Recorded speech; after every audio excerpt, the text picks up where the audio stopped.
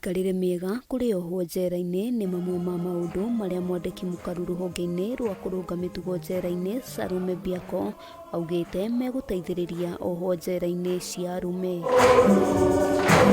Kũringana nake nĩ atĩ thirikari ĩrĩ mĩhang'o-inĩ ya gũkinyanĩria waki wa itanda iria irĩkomagĩrwo nĩ ohwo a arume, akiuga ikinya rĩrĩ nĩ rĩgũkinyanĩria maiganania njera-inĩ cia atumia ũndũ ũmwe na cia arume. Program of he for he and ensure that we have beds in all our 137 prisons, particularly all the male prisons, in particular that there are beds in all the male prisons, and we shall celebrate in the next year's Correctional Service Week, which will be held on 21st to 23rd of October 2025, that we have achieved the men's he for he adopt a bed program.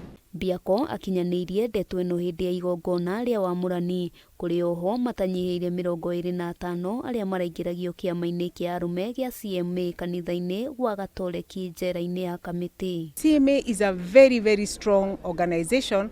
I challenge them to start a he for he program which is aimed at constructing beds for the male prisoners. We have about 59,000 men in prisons as opposed to 2,900 women in prisons. Ona kũrĩ ũguo nĩ eranĩire wĩrutĩri wa thirikari itemi-inĩ rĩa gũtigĩrĩra njera nĩ ciakinyanĩria ikĩro iria ciagĩrĩire, gũkũ akĩũria ũnyitanĩri wa mũingĩ hamwe na anyiti itemi matiganĩte nĩguo gũkinyanĩria matanya macio. We have embarked on serious reforms in the correctional services, and one of those reforms is spiritual welfare. Idea is that these men that we are reforming and we are rehabilitating will go out there, go back to their churches, become active members of the CMA in their respective churches, and in turn become responsible members of society. Handũ-inĩ ha Kameme TV, rĩtwa rĩakwa nĩ Wambui wa Njũgũna.